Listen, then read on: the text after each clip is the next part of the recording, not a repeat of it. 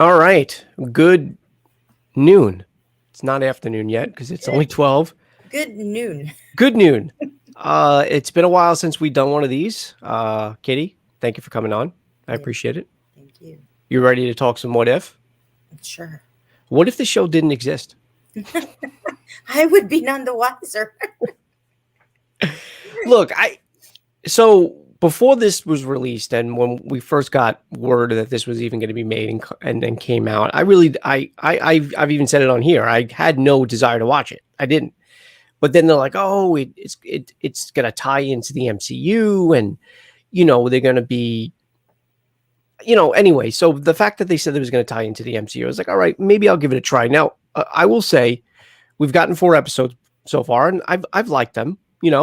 Some more than others, but I've liked them pretty much. I've been pleasantly surprised of how much I've liked them. I really do hope that they're self-contained. I hope that whatever's going on in each episode, whether they're going to tie them up in the series together, that's fine. But like what I'm meaning, like the events that happened in the last one with Doctor Strange, I don't need that to be what happens in the MCU, or where we're going to get some type of ramifications from that episode in the MCU. I don't need it. I like that they are self-contained episodes, because what ifs are like alternate realities, and I know we're going to get the alternate realities with the multiverse, but I kind of don't want them to be in the MCU. What are your thoughts on that? I don't either. I don't need it. I think I like that they, again, these are just like scenarios. Yeah, exactly. So, yeah, I like that they're branch off scenarios, because there are the MCU is going down that route of alternate realities of other dimensions. So I like that it stops here, and I don't need spillage over. I don't, and I'm with you on that. So all right. So that being said, we are going to review or discuss. Who are we to review? We're not really pundits, but so we're going to just talk about the last 2 episodes, because we missed episode 3 last week. That one was what if the Earth lost its mightiest heroes? The world lost its mightiest heroes. And then of course the last one, what if Doctor Strange lost his heart instead of his hands? So I already knew when I was watching the episode 3, we got Iron Man 2, we got the Incredible Hulk, and we got Thor, pretty much all wrapped into the same series, because in the MCU, those kind of were going on at the same time anyway in that world. So I already knew from that standpoint, because you hate those movies, you were probably like, oh, I was thinking like, oh, she definitely hates this episode. Or if not hate, this was probably one of your least favorites, I would assume. It was, yeah, I wasn't too keen about it. I wasn't thrilled when I was watching it. Yeah. It was, for many reasons, not because I didn't hate, not because the movies were like on the bottom of my list when we reviewed them. Just because I don't know. Because Iron Man 2 was your second worst, right? Yeah, I believe so. Right, that's what I figured, right? And we both had Thor Dark World. Did you have Iron Man 3? I think Iron Man 2 was my worst. Oh, Iron Man 2 was your worst. So I knew it was down. I knew it was way, way down there. And then I guess Thor Dark World after that. But Thor Dark World was after that, yeah. Right. And you had already told me several times that you weren't really crazy about the Thor movies in general. Yes. Except for Ragnarok. Yes, except for Ragnarok. Yeah. And on top of that, I'm not keen about the ensemble films except for Guardians of the Galaxy. Right. But that's not, but and I did like that, parts of the Incredible Hulk, they, from the movie, they were hitting scenes. Yeah. I like the pizza hat and the pizza delivery costume. Yeah. That was a nice little callback when Bruce Banner was in the school hall, like on the window, or that was a nice little callback. I like the nice little callbacks to the movies and things like that. I like all the voices that we got to hear again, like Renner, and I loved all those voices we got to hear. I just think as an overall, when I was watching it, it hit again what I don't like about ensemble films. It was just all jumbly and messy, and I didn't really understand the point. Like, great, if the world lost its mightiest heroes, okay. I don't know. It just didn't feel cohesive and collective to me. And when you're bringing all those movies together, when I'm watching it, again, it just didn't hit for me. It was not my favorite of the episodes. All right. Yeah. I actually like this one probably the most, only because I did like those movies. I told you I did like Thor. I wasn't crazy about Iron Man 2. And as low as I ranked Incredible Hulk, it wasn't because I didn't like the film. It was just because of where it stood, Right. as far as the other 23 films. And I felt the same way as you. I loved Yeah. Incredible Hulk. It just where it's And nothing against Ed Norton. I thought Ed Norton was great. I like that we have Ruffalo now, but Ed Norton was fine in that role. I like that they took the parts, like you said. I like that they took the parts of the movies that weren't bad. A callback to him sitting in the donut, and then getting injected with the thing that Natasha injects him because he's pretty much dying or getting poisoned. And then of course we got the scene in Thor when he tries to wield the hammer, and we all know he can't. But this time he gets shot. I liked how dark it was. I liked that these characters died. They killed the Hulk, something that we thought we would never see. Granted, it was an animation, but we found out that, I guess, I don't know if it's canon or not, but Hulk can get killed. And it was a cool way of seeing it. I like that Hank Pym was the one that was doing it all. In the morning of his daughter's death, Hope, which kind of people are speculating that possibly, I don't know if you caught this, the Winter Soldier is the one that might have killed her. I did not catch that. Yeah. They mention I forgot. I watched one of the breakdowns, and they mentioned one of the sites that she went to, one of the missions that she had to go to, and it was something that Natasha had said in I think Winter Soldier. I think it was Winter Soldier, about where she was, where she encountered the Winter Soldier. So he was there. So I think they're trying to set up the fact that maybe Winter Soldier is the one that killed Hope, and she's the one that went there instead of Natasha. But I like that. I liked how dark it was, like I said, because at the end of the movie, at the end of the series, at the end of the episode, rather, I'm sorry, they were all dead. And then you see the coffins, you see the cloth draped over them with their logos or their whatever. I did enjoy it, and I do like Thor. I did like the Incredible Hulk. I love that scene, like you said, where he's in the glass hallway and they're shooting at him. You see Betty, played then by Liv Tyler. Was Liv Tyler the one that was did she voice this? She did not voice it. Okay, all right. I didn't think so. No. So we see Betty there, and it's just of course Thunderbolt Ross. I love that scene, and then of course that's where we see him blow up. But I wasn't upset about this one at all, and I do like the fact that at the end, because the Avengers are gone, or the Avengers never assembled, I should say, Loki takes over Earth. That I did like that part. That was a good part. Like I like that Loki takes over. Captain Marvel's pager was used in that. That was a nice little thing. You did get Captain America's shield. Yep. Yeah, so I like that. That was the nice little callback too. I did like that they did bring back, so I did mention this too, they bring back that Natasha's like overused pose. Yeah, so that was really cool because we just got finished watching Black Widow, and that's what Yelena, she just making fun of her and mocking her about to death. So you're just watching when she landed, you're just like, oh my God, that was a nice little tease callback too. So there were parts that I did like. It just wasn't my the strongest episode for me out of all. Okay. I can see that. I can definitely understand that. And I already like I said, I already expected that answer from you, only because of the movies that they touched on. But I like the way they did it. What else? Of course, like Thor. What the only thing that I didn't get was how Thor died. I didn't know that an arrow can kill him. I didn't know. I mean, I guess he didn't have his powers then, right? Because he was stricken of his powers and he wasn't worthy. But that's not how Thor died. I thought the arrow went through him. He did, but the when he was Yellow Jacket, he went inside of when the arrow struck, he actually went inside. He tinified. Did you see it? He tinified, and he went into his heart or something like that. Did you not see that part? No, I thought he only did that with Hulk. No, I don't remember how it was. I was watching back, and was it what he did? Because Hulk, he went in through with a bullet. He went in with a bullet or whatever was shot, and then went inside the body and enlarged his heart. Because I was watching back and how he went. Because Hawkeye, he triggered the arrow, but I thought No, all he did I was thought hit. you couldn't kill Thor. Same thing. All he did was hit Hawkeye's fingers and let it release the arrow. That was all he did. It Yeah, was because with Hulk. I was watching back, and I was like, because you can't kill Thor and Hulk with just. I thought that's why I thought he went tiny and Right. No. Hulk, I'm just assuming the only thing I can think of is just he didn't have his powers. Because that's what Anthony Hopkins, Odin, I don't know why I said it. Yeah, Anthony Hopkins.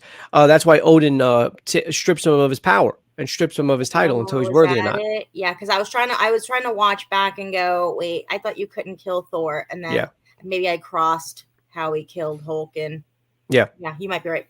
Yeah, and and he also does go inside of Jeremy Renner, but it's not really shown how he kills Jeremy Renner. Hawkeye. Yeah, was he? It doesn't show.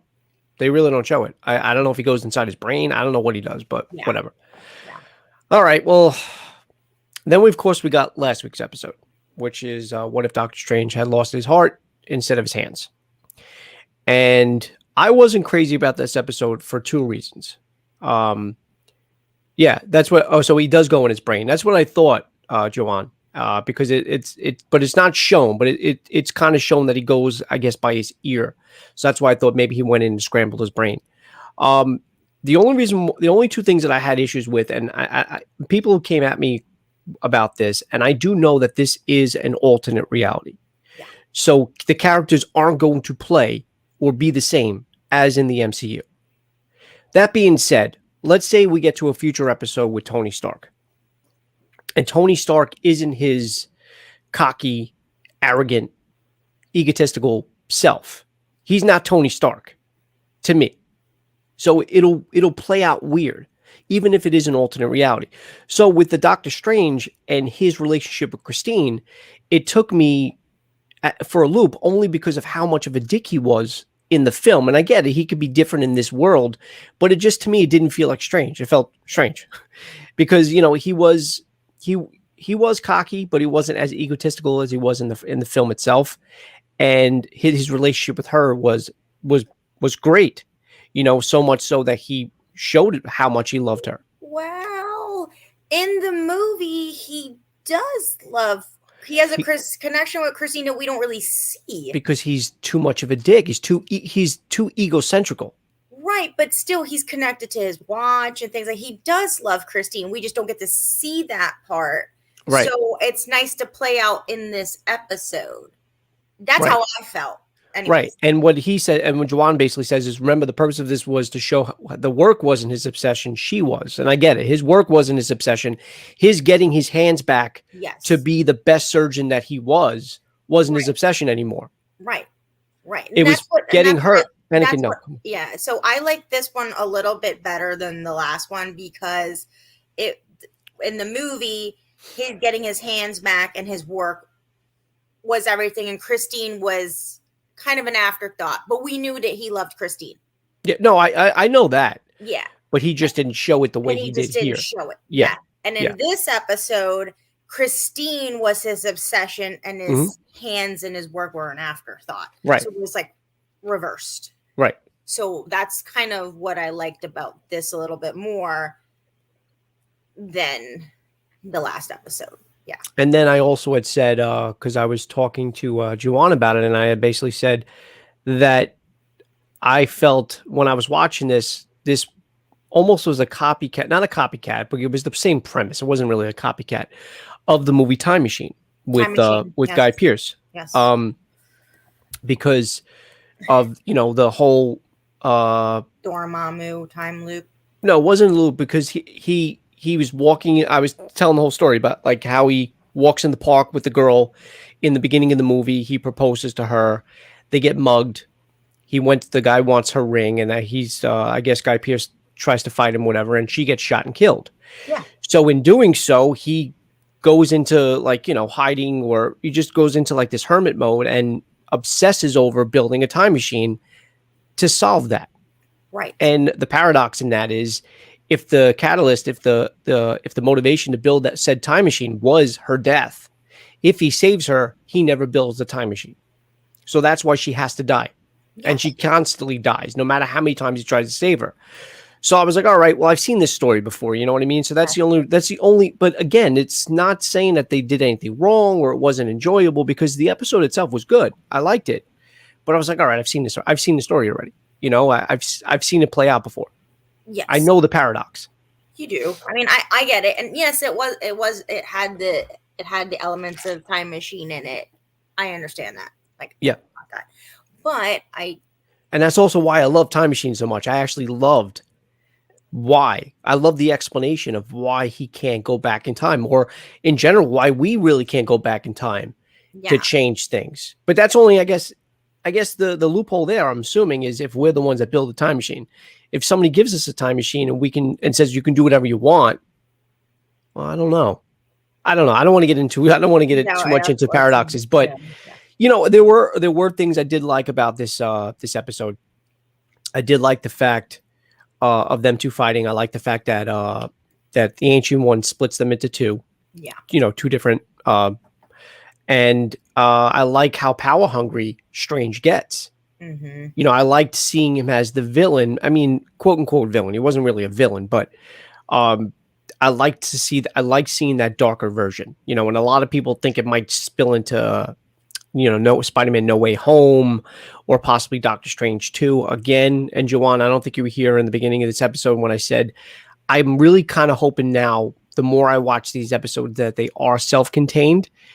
And I don't really need, and I think, and Kitty also agreed, we don't really kind of want them to spill into the MCU or have any. I want them to be standalones. I want whatever happens in each episode. If they want to tie the what ifs in general together, you know, and at the end finally have maybe even the Watcher intervene, because that was another scene. I told you, Juan, that was probably my favorite scene in this episode. When Strange sensed the Watcher and even had a conversation with the Watcher. I love that. That was probably my favorite favorite scene in all of these. Well, I like how the Watcher said, "Nope, I'm not intervening." Yeah, I can intervene. I like how powerful he is, and I like how, you know, but I liked how it shows, because Doctor Strange is the first one to acknowledge him. It shows how powerful Strange is. Yeah, I think that's why I was just like, I think I appreciate this episode too, because you're just like, you know, Doctor Strange is powerful, he's Sorcerer Supreme. Yeah. But you didn't realize how powerful he was until this episode, where you're just like, he's the first one who sensed the Watcher's present.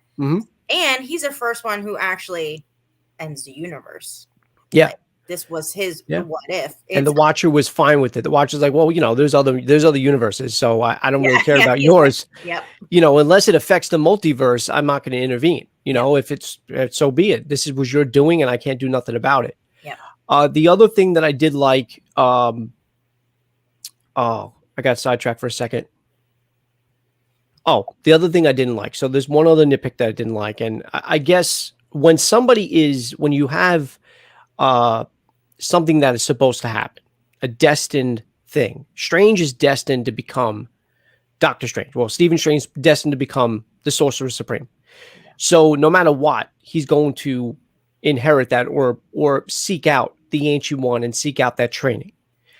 In the first movie, I liked how his hands and his constant, you know, doing all the research, trying different surgeries or alternative ways to try to get his hands back to being steady. And in doing so, he finds out that one of his former patients, who was, I think, paralyzed, it was walking. And that's what sends him to find the Ancient One, you know, and that's how he becomes and starts to train. I just didn't see how the catalyst of her dying sends him in that same path. And again, I know if your path is predetermined anyway, it doesn't matter what ignites that, what catalyst is the one that sends you on that path, because you're going to walk down it anyway. But I just didn't understand, like, somebody dying unless they came across somebody that they knew was already dead. Like, hey, wait, you were dead, but you're alive now. How did you do that? Like, you know what I'm saying? It's not the same. So I wanted to know how they didn't really touch on where he got the knowledge of, or the way, or the path to start and go to where the Ancient One is. So that was the other thing that I had an issue with. I got that too, because after watching this episode, I went and watched the movie back. Yeah.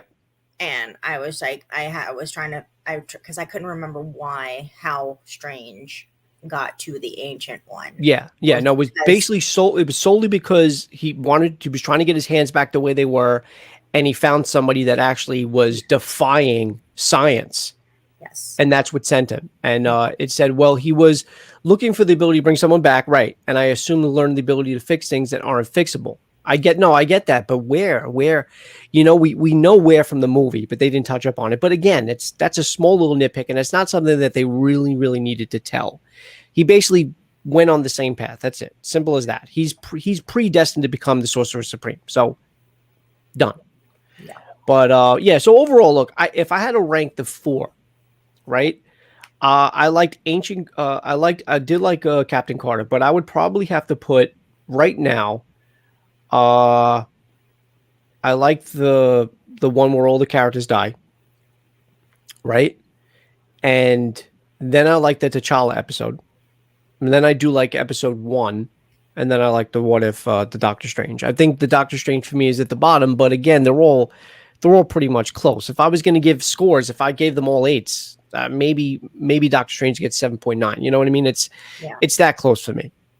But hey, Jacob, well, my day's been pretty good so far. I've been up for a few hours now. I got some coffee from Starbucks. Thank you for asking, Jacob. How are you doing today?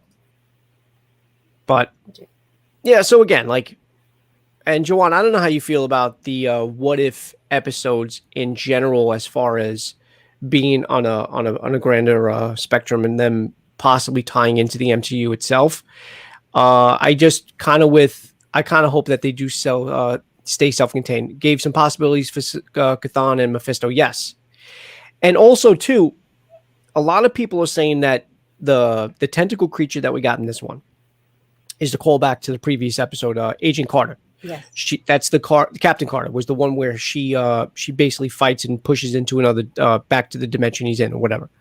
So, which I get, but a lot of people are saying that it's what did I say it was? Shumu Gorath? Gorath or something, yeah. Right? Isn't that what it's supposed to be called? Shumu Gorath? But somebody interviewed one of the designers of these creatures, and they said that he didn't get the inspiration from Shumu Gorath, and he has no idea what they're going to do or they intend on doing with this character. But he pulled this design from Cthulhu, if I'm saying it right, from Lovecraft. It's supposed to be like a Lovecraft country being, something like that, something of that world. I don't mind it personally. Time travel, yeah, right. I know he hates time travel and multiverse and scrolls, so I don't need it to connect. But I'm cool if it does. Yeah, Shamagorth. Okay. Yeah, but it's not really confirmed that that's who it is, and a lot of people also too are tying in, possibly because they were freeze framing it from Shang-Chi, that maybe the Dweller, the whatever it is, the Demon Dweller, the Dark Dweller, whatever it was in Shang-Chi, and we'll get to that at 1:00, that might be tied into Shumu Gorath and the tentacles, because the way it came up out of the water, they said it kind of looked like that. I have no idea. I don't know. Again, I don't know anything about these characters. And Jawan, you made me buy a $30 Marvel encyclopedia that's this thick. I go to look up Shumu Gorath, and he's not even in there. Where is he? I have no idea who these people are. Who are these guys? So what did you like? What were your strong points of this last episode, and then we'll end the stream. The Doctor Strange. You said you liked the dynamic, and you liked the relationship this go around with him and Christine, which I can understand, because, like I said, he pushed her to the side because that was missing from the movie. Yeah, you knew it was there. Right, he pushed her to the side, but also too, remember, another reason why he pushed her to the side was because he was going through something. He was he lost his hands. Without hands, you're not a surgeon. You know what I mean? Understand, but she was the one in the movie that he was constantly going to for everything. You know what I mean? So you knew it was there. And at the end, it literally ends with him putting back on the watch that she gave him. Mm-hmm. So you knew it was there. So I like that element in this episode. Yeah. And it was said when the watch gets broken, Remember when he's Yes. was he rescuing a dog or no? He was fighting in an alley, right? He gets Yes. No, he was going to see the Ancient One, and they were right. robbing him. Yeah. Yeah. Right. And yeah, that's how it got broken. Okay. So I like that element of it. Rescuing a dog. I was getting confused when he makes this stint. He makes a stint for a dog, right? Doesn't he see a dog that's limping, and he manufactures like a stint or something like that to help him? Am I making that up? Doesn't that happen in You're the same making alley? that up. I thought that happens in Doctor Strange. That he finds like a Jawan. Doesn't he find a dog or something like that, and he manufactures like a sling or like a stint out of like a stick or something like that to help him? I could have sworn that was generally around the same time in the same, like not in the same alley, but in the same area. I don't know. Doctor It's been a Strange, while. episodes. I haven't seen Doctor Strange, I think, since it came out. So I can't really remember, but I remember a lot of bits and pieces of it. And as I said, I remember him being a dick to Christine. Yeah, I think I. Yeah, he said, "Yeah, I think so." I'm pretty sure that happened. Watched. I'm pretty sure that happens. I'm almost positive it happens. I must have blurred that part out. How do you miss that? I'm a dog lover. I can't miss that. I don't know. But yeah, I like that. And I like the part where, he recognizes the Watcher, and the Watcher was just like, nah, I'm stepping back. That's a great part. And the reason why I liked it so much is because, like I said, he's I think from I don't remember if we seen him in the first episode. It's possible, but there's a lot of we did. He's, like where he's peeking. He's speaking in the beginning, like no. Besides the intro where he's speaking, or when he's talking or narrating, you know how like in the one with Ant-Man when they're in San Francisco we find out it's Hank Pym and you can see him peering through the clouds by the Golden Gate Bridge and stuff like that. You see him watching, right? But nobody else notices him. Or when Coulson, I think, is driving, you see him in the far distance. I feel like as each episode comes, he's becoming more and more prevalent and more present. Yeah. So I don't know if by that last episode, he's actually going to intervene or have to intervene. So that's what I'm really excited about. Jacob, I'm sorry, I missed a couple of your comments, buddy. Thanks for asking. Do you like What If episodes more than most of the MCU? No. I mean, but also too, it's unfair to compare the two because one's an animated short series. We're only going to get 9 episodes. They're like 20 minutes long, if that. So it's hard to really compare. I mean, they're still enjoyable, they're still entertaining, but the dog scene was a deleted scene. Okay, see, because I'm like, I didn't see that in the movie. All right. I know I was watching it. I didn't see it. He just watched it. Remember how Doctor Strange beat Dormammu?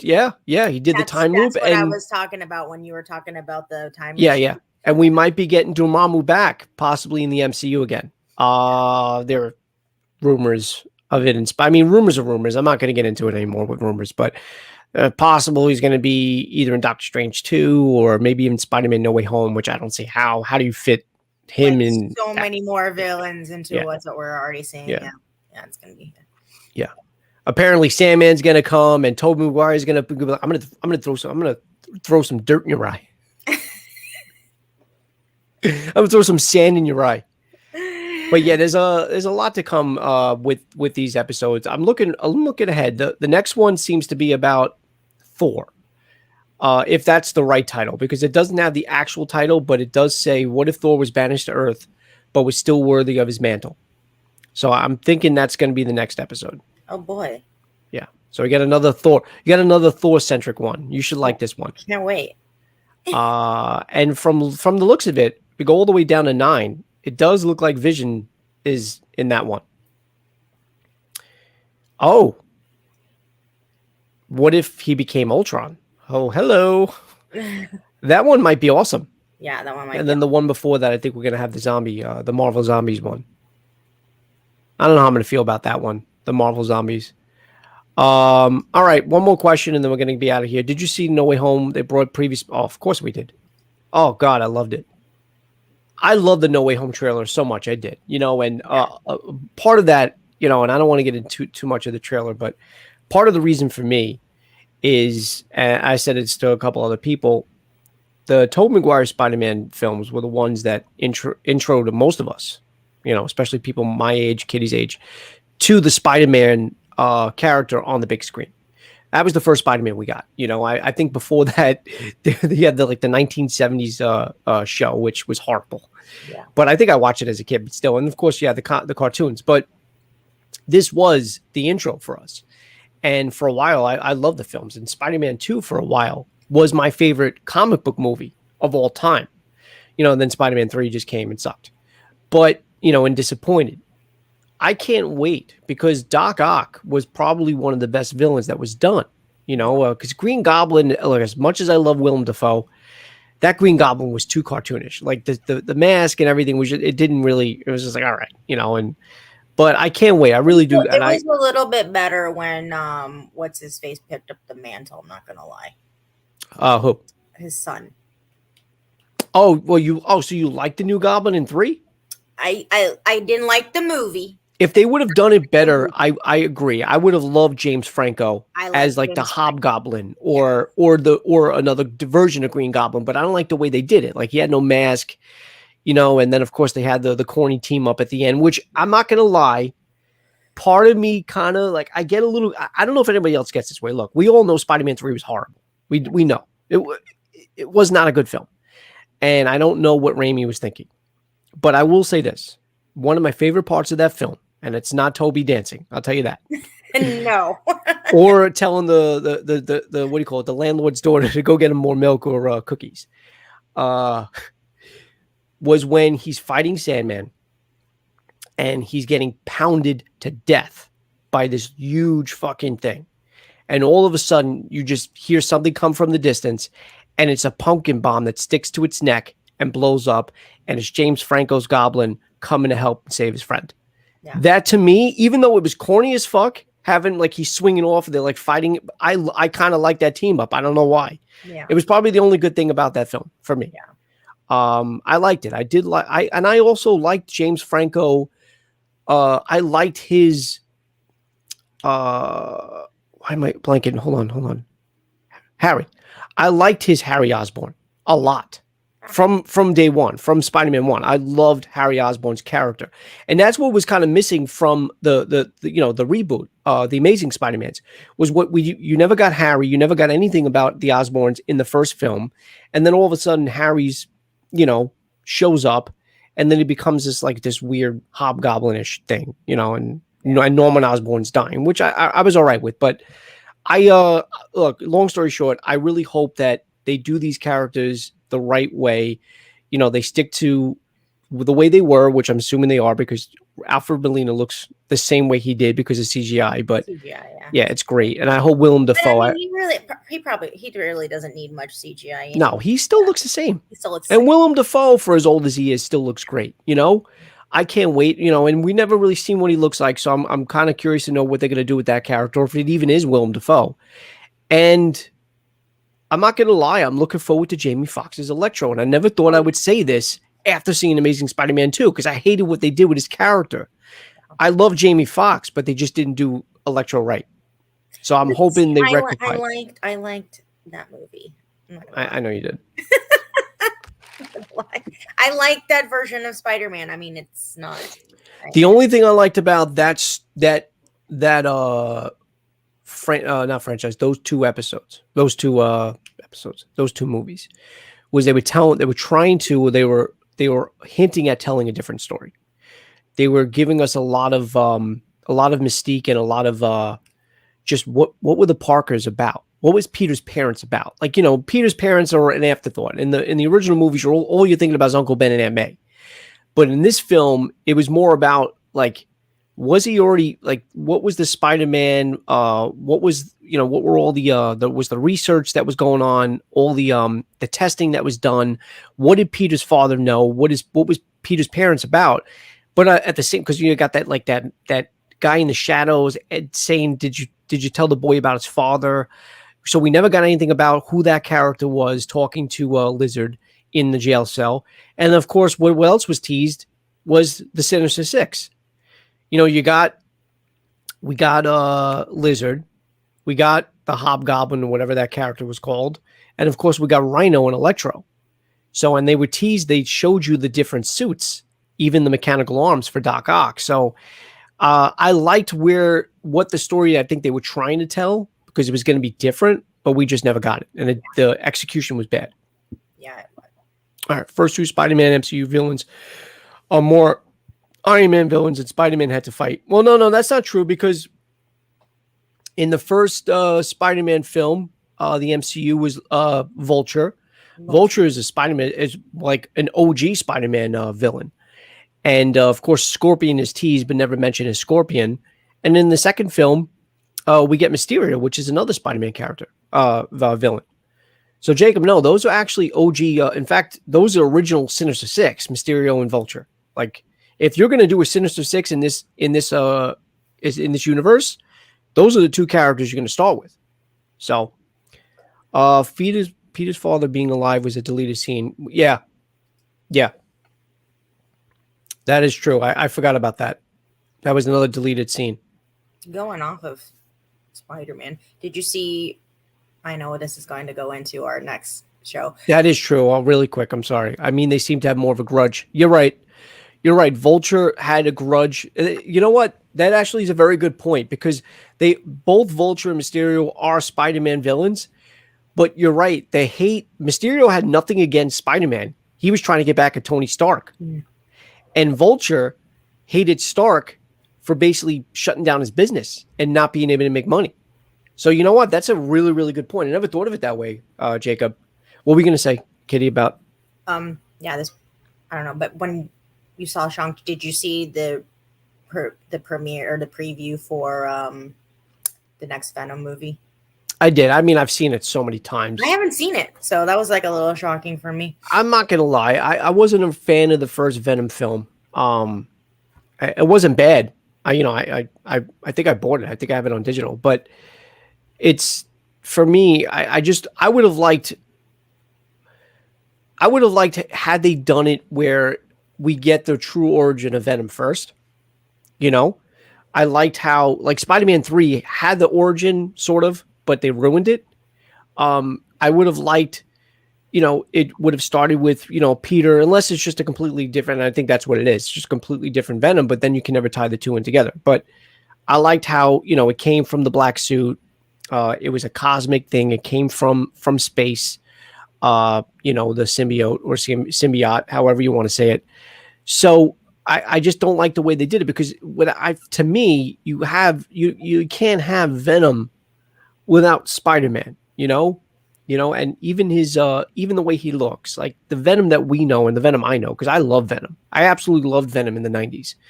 I think I had the first Venom appearance too. So I liked that it was just a Spider-Man in a black suit, but just brolic and big and strong, but like it looked identical because that's what it was. It was the black Spider-Man suit because it was an alien entity. So that's to me. I mean, and again, it's an entertaining movie. Yeah, it made over $1 billion in the box office. I don't know how I like the jokes. I don't know. I don't know what to think. I'm gonna watch it. Don't get me wrong, because Carnage is another character I love. Yeah. I just don't know. I don't know. I'm gonna see it. I won't know how I feel until I see the movie. Is basically what I'm saying. They fixed that at the end, and his hate for Spider-Man was greater than So with the. Wait, with both characters, are you saying, right? Because, Mysterio, I know with Mysterio, he knew he had to kill Peter because for what he knows, but he didn't want to do it. And he even tells the guy, the one from A Christmas Story, you're going to shoot your eye out. That's the actor from A Christmas Story. But he tells him in Spider-Man Far From Home, when I have to kill Peter Parker, his blood is on your hands.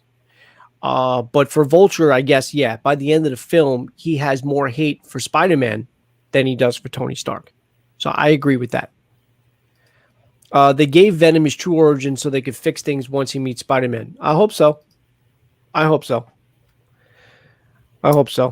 right, well, let's end the stream now because I'm going to take a little break. And in 20 minutes, we're going to go live with a separate episode, separate stream for our spoiler conversation and review of the brand new Marvel film, Shang-Chi, or Shang-Chi.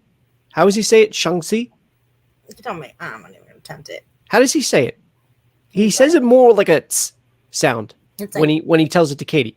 yeah, it's like Chang-Chi, like something like I don't know. I'm Korean. Don't All make right. me do that. I'm not asking you because of that. I'm asking you just from memory. But we're going to be doing our spoiler breakdown and review. Well, not breakdown, review in about 20 minutes. So stay tuned for that, guys. If you've seen Shang-Chi, let us know. We're gonna be talking about it in full spoiler mode in about 20 minutes. So stay tuned for that.